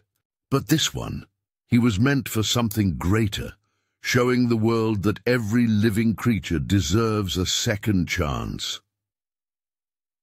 As summer reached its peak, an unexpected letter arrived at the Donovan household.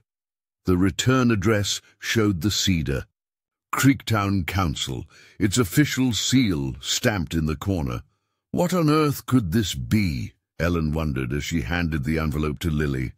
A murmur of anticipation rippled through the crowd as Lily led Phoenix toward the steps at the side of the platform.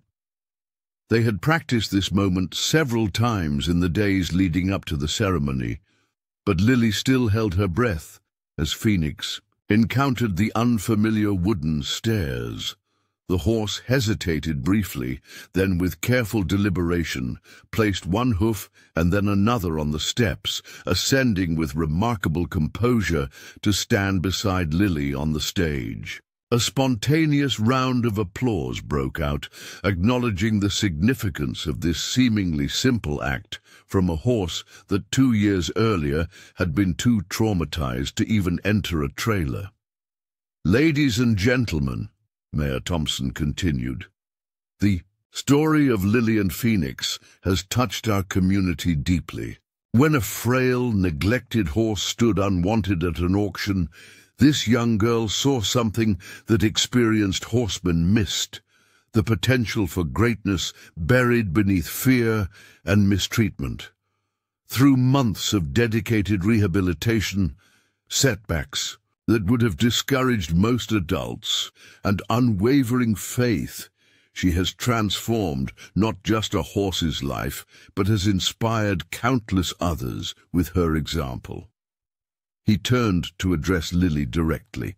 "On behalf of Cedar Creek, I am honored to present you with this year's Spirit of the Community Award.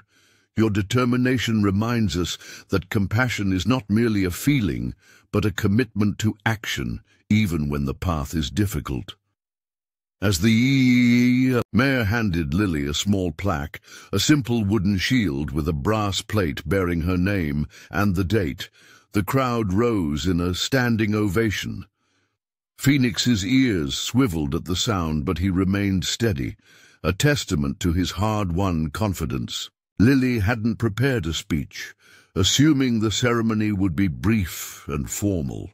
Now, facing the expectant faces of her neighbors and friends, she felt a momentary panic.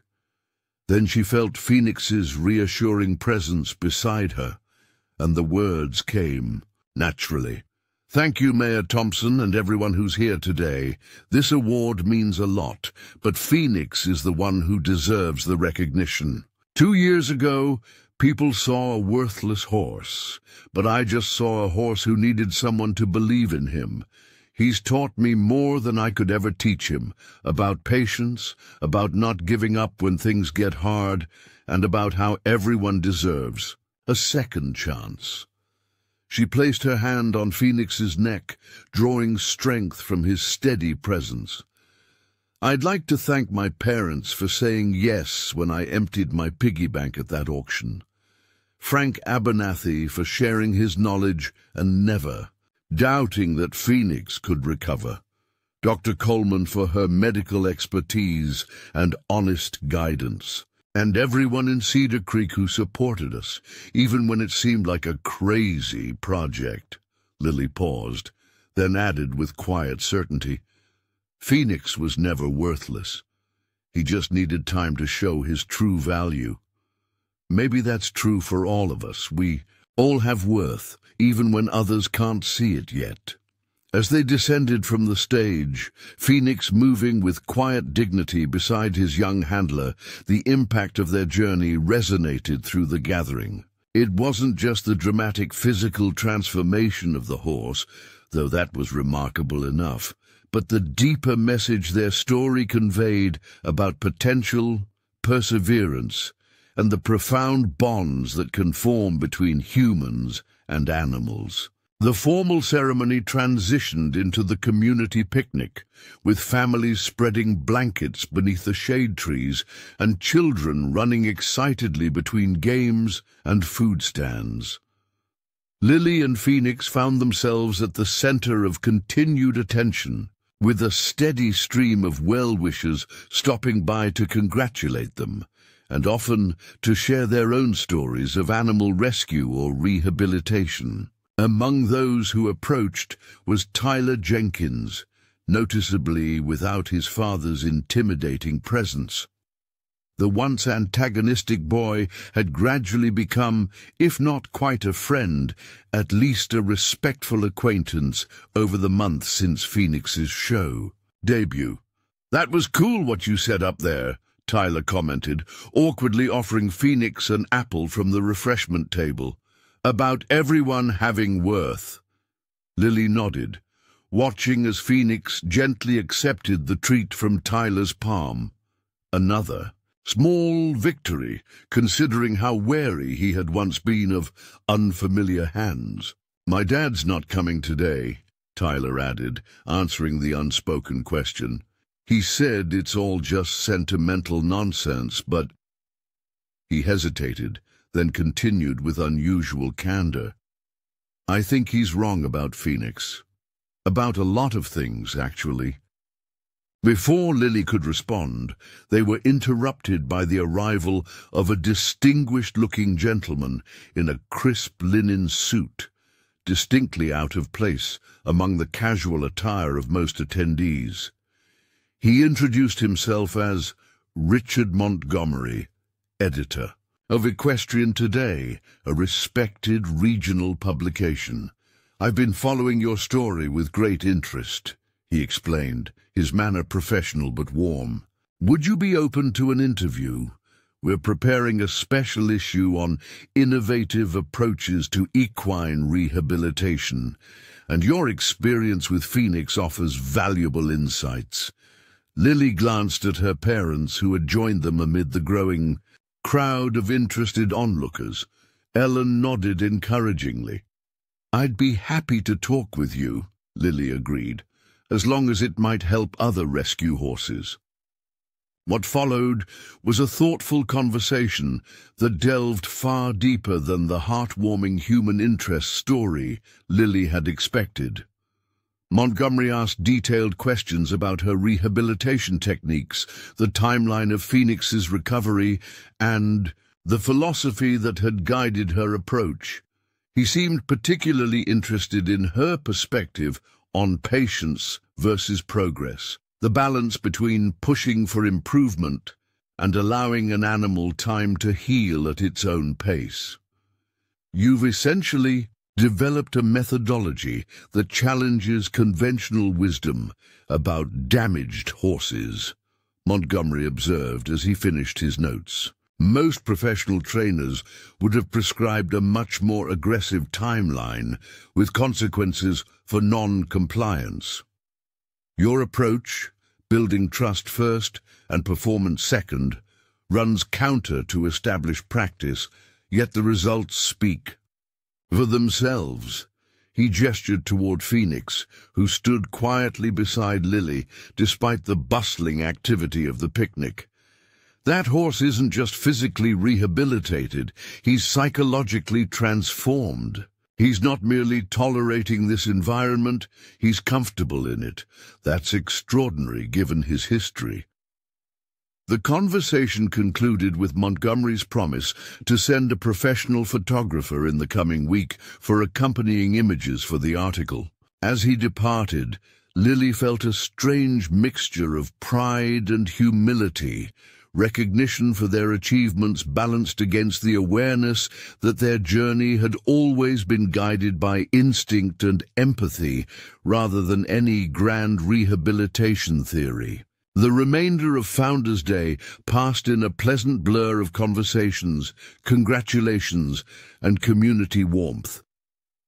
By late afternoon, as families began packing up blankets and gathering sleepy children, Lily noticed Phoenix showing subtle signs of fatigue, his usual alertness giving way to the slight drooping of his eyelids that signaled he'd had enough excitement for one day.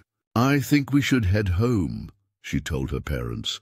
"Phoenix has been amazing, but he's getting tired."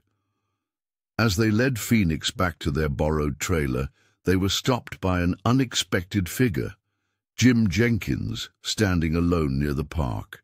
Entrance. His expression was uncharacteristically subdued, lacking the dismissive confidence he typically projected.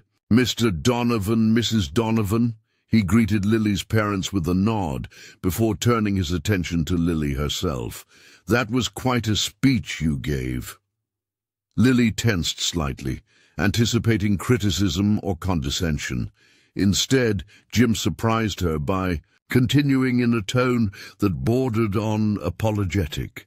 "I've been in the horse business 30 years, he said, his gaze shifting to Phoenix. "Seen hundreds of animals come and go, thought I knew exactly what made a horse valuable and what made one expendable." He cleared his throat uncomfortably. "I was wrong about this one. And I was wrong about you." The admission clearly cost him some pride, but there was a sincerity in his voice that couldn't be dismissed. "Tyler's been talking my ear off about your methods," Jim continued. "Says you've got a gift for understanding what a horse needs, not just what we want from it. I've got a new filly, high-strung, talented, but having trouble settling into training. I'd consider it a favor if you'd come by sometime, take a look at her, maybe offer some suggestions."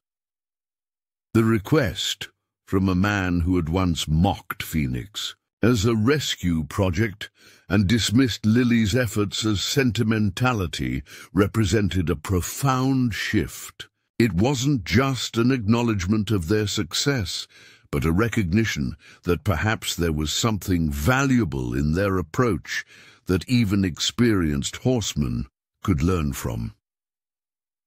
"I'd be happy to," Lily replied, her voice steady despite her surprise. As Jim nodded and walked away, Robert placed a hand on his daughter's shoulder. "That," he said quietly, "might be the highest compliment you've received today." The journey home was quiet, each family member lost in reflection on the day's events and the remarkable path that had led them to this point. For Lily, watching Phoenix doze in the trailer window as familiar landscapes rolled past, there was a sense of having come full circle, from that uncertain drive home from the auction to today's public recognition of all they had accomplished together. Yet this wasn't an ending, but rather a milestone in an ongoing journey.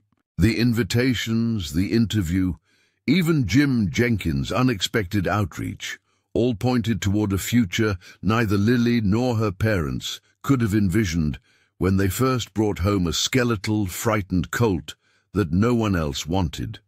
The publication of Richard Montgomery's article in Equestrian Today 3 weeks later marked the beginning of a new chapter. Titled "The Phoenix Approach, a Revolutionary Method for Equine Rehabilitation," the feature included not only Lily and Phoenix's story, but framed their experience within the broader context of changing attitudes toward animal rehabilitation. The professional photographs captured Phoenix's transformation dramatically, side-by-side images of the trembling auction colt and the confident, gleaming horse he had become. But more impactful were the action shots, showing the unmistakable bond between horse and handler. Phoenix following Lily with relaxed attention, the pair navigating obstacles together, moments of quiet communion that spoke volumes about their connection. Montgomery had concluded the article with a call to action. Perhaps it's time for the equestrian community to reconsider what we mean by value when it comes to horses. The story of Phoenix and Lily Donovan challenges us to look beyond pedigrees and potential prizes to recognize the inherent worth of every animal and the extraordinary possibilities that emerge when we lead with patience and compassion rather than expectation. The response was immediate and overwhelming. Letters and emails flooded the magazine's offices, many from readers inspired to share their own experiences with rescue horses. Several equine rehabilitation centers reached out to Lily directly, eager to learn more about her methods. A nearby college with an equine studies program invited her to speak to their students. An intimidating prospect for a 12-year-old, but one Lily cautiously embraced with her parents' support. Most surprisingly, a small publishing company, specialized in equestrian topics, approached the Donovans with an unexpected proposal. They wanted Lily to write a book, not simply a retelling of Phoenix's story, but a practical guide for young riders working with rescue horses, combining her personal experience with the scientific principles that had guided their approach. "But I'm not an expert," Lily protested, when her parents shared the publisher's letter. "I just did what felt right for Phoenix." "Sometimes," Ellen replied thoughtfully, "the most valuable expertise comes from direct experience rather than formal training. You've lived this journey in a way that professional trainers haven't. That perspective is worth sharing." The process of creating the book became a family project spanning the next year. Ellen, with her background in education, helped Lily organize her thoughts and develop a structure that would be accessible to other young readers. Robert contributed practical sections on creating appropriate rehabilitation environments, even with limited resources. Frank and Dr. Coleman reviewed the manuscript, adding their professional insights while ensuring Lily's authentic voice remained. At the center, Phoenix, now 4 years old and flourishing, continued his own development throughout this period. No longer defined by his rescue status, he had matured into a confident, capable horse with distinct preferences and talents. He particularly excelled at trail riding, navigating varied terrain with sure-footed confidence that belied his earlier physical frailty. Lily discovered he had a natural aptitude for working with cattle, perhaps a distant echo of his quarter horse ancestry, and arranged occasional sessions at a neighbor's ranch where Phoenix could explore this skill. Their participation in shows became selective rather than competitive. Demonstrations at equine expos, educational events at rescue, organizations, occasional appearances at local competitions, not for ribbons, but to showcase what was possible when horses were given second chances. Phoenix approached these outings with the composure of a seasoned performer, his earlier trauma replaced by a quiet self-assurance that drew admiration wherever they went. The publication of Lily's book, Believing in Phoenix, A Young Rider's Guide to Rehabilitating Rescue Horses, coincided with the 3rd anniversary of their auction day meeting. The slim volume, illustrated with photographs documenting Phoenix's transformation and clear diagrams explaining rehabilitation techniques, quickly found an audience beyond the publisher's modest expectations. While the sales were gratifying, more meaningful were the stories that began arriving from readers who had applied Lily's methods to their own rescue horses. Photographs appeared on social media showing dramatic before and after transformations, accompanied by heartfelt thanks for the guidance that had made such changes possible. Young riders from across the country wrote to share their experiences, forming an informal network of Phoenix-inspired rehabilitation practitioners. This unexpected community led to another innovation: weekend workshops hosted at the Donovan farm, where Lily and Phoenix demonstrated rehabilitation techniques for small groups of interested riders and their rescue horses. What began as occasional Informal gatherings evolved into structured programs, with Frank providing technical expertise, Dr. Coleman offering veterinary perspective, and Lily and Phoenix serving as living proof of what patience and proper methodology could achieve. The modest fees from these workshops, combined with royalties from the book, enabled the Donovans to expand their facilities. Adding a proper barn with several additional stalls, a covered arena for year-round training, and eventually a small dormitory, where workshop participants from farther away could stay during multi-day sessions. As word spread, other rescued horses began arriving at what was now unofficially known as Phoenix Farm. Some came for rehabilitation before returning to their owners with new skills and confidence. Others, whose original owners couldn't keep them, stayed as permanent residents, becoming part of the educational program, or finding new homes through the Donovans' carefully cultivated adoption network. Through it all, Phoenix remained the heart of the operation, not just as its inspiration, but as an active participant in the rehabilitation of other horses. Remarkably, he displayed an almost intuitive understanding of newer rescues, approaching frightened newcomers with a gentle curiosity that seemed to communicate reassurance. More than once, Lily observed Phoenix standing quietly beside a particularly traumatized horse, offering silent companionship until the newcomer's anxiety began to ease. "He remembers what it was like," Frank suggested when Lily mentioned this behavior. "Horses don't forget their experiences, good or bad, but they can learn from them, use them to connect with others. That's what Phoenix is doing, showing them there's a path forward."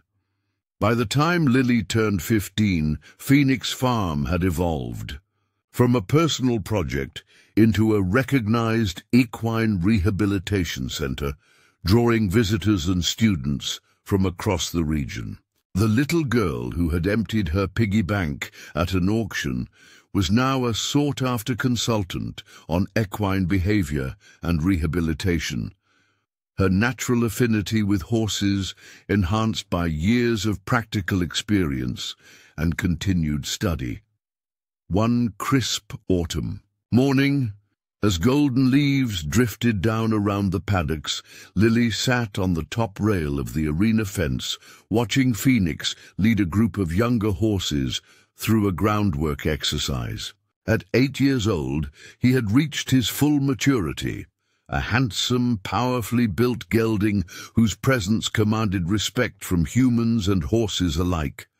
Only the faint scars on his flanks and a slight irregularity in his right hind leg, legacy of his early neglect, hinted at his difficult beginnings.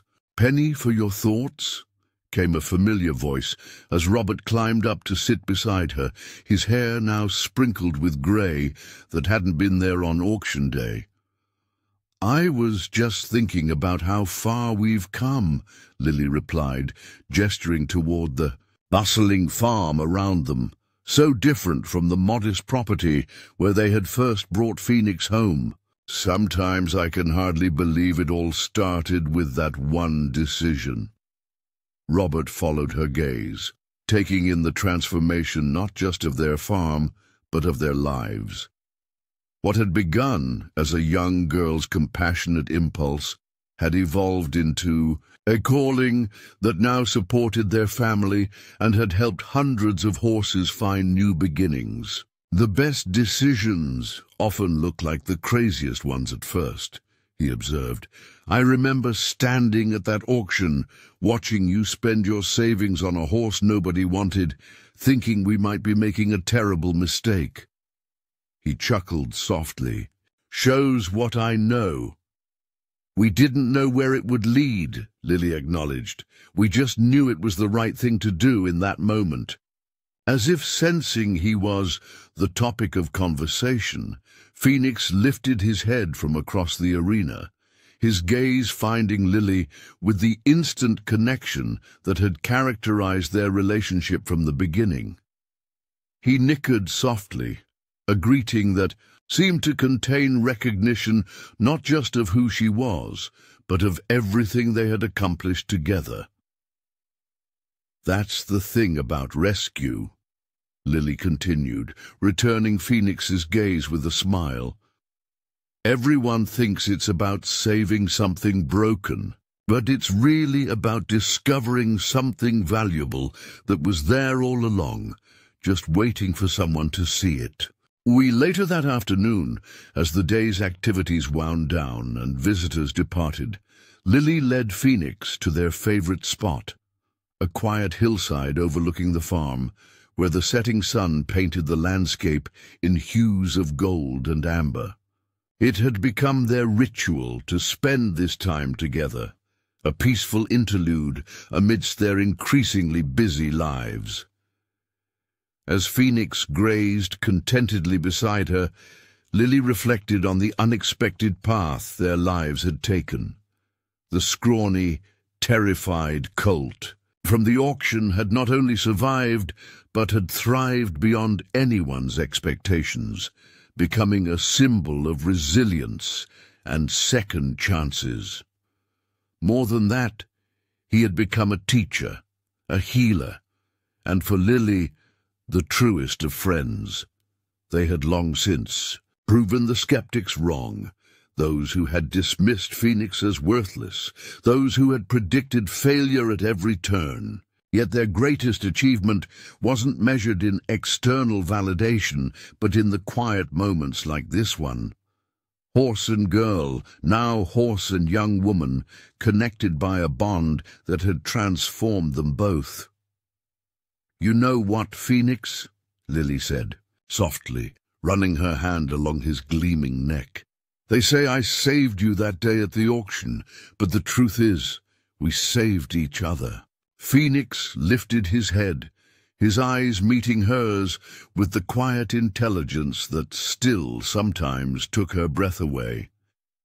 In his gaze was a depth of understanding that transcended the barriers between species, a recognition of their shared journey and all it had meant.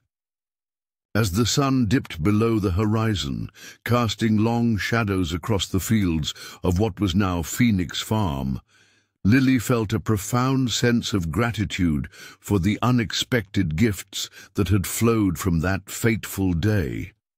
A frightened horse nobody wanted had become the catalyst for a life's purpose, touching hundreds of other lives along the way. Their story had come full circle, yet it continued to unfold in new and unexpected directions. For every phoenix, there were countless other animals waiting for their chance, waiting for someone to see past their brokenness to the potential within. And for every lily, there were others whose compassion could spark transformations no one else could imagine. That was perhaps the most powerful legacy of their journey together, the ripple effect of one small act of faith, spreading outward to create possibilities where none had seemed to exist before. In a world quick to assign value based on appearance or immediate utility, theirs was a testament to the extraordinary outcomes possible when someone dares to look deeper, to believe in potential others cannot yet see. As darkness settled over the farm and the first stars appeared in the velvet sky, Lily and Phoenix made their way back down the hill, not the same girl and horse who had left the auction grounds 3 years earlier, but forever bound by the remarkable journey they had traveled together. Their shared path had led them from rejection to recognition, from uncertainty to purpose, proving that sometimes the most profound transformations begin with the simplest of choices: to see value where others see none, and to stand firm in that conviction until the rest of the world catches up. In the gentle evening breeze, the sign at the entrance to their farm caught the last light of day. Phoenix Farm, where second chances take flight. Like the mythical bird that had inspired his name, Phoenix had indeed risen from the ashes of neglect and dismissal. But he had done more than merely survive. He had soared, carrying with him the dreams and hopes of all who witnessed his remarkable journey. And in doing so, he had become not just a symbol, but a beacon, illuminating the profound truth at the heart of their story. That value isn't determined by others' perceptions, but by the innate potential within, waiting for the right moment and the right person to help it shine. Up next, you've got two more standout stories right on your screen. If this one hit the mark, you won't want to pass these up. Just click and check them out, and don't forget to subscribe and turn on the notification bell so you don't miss any upload from us.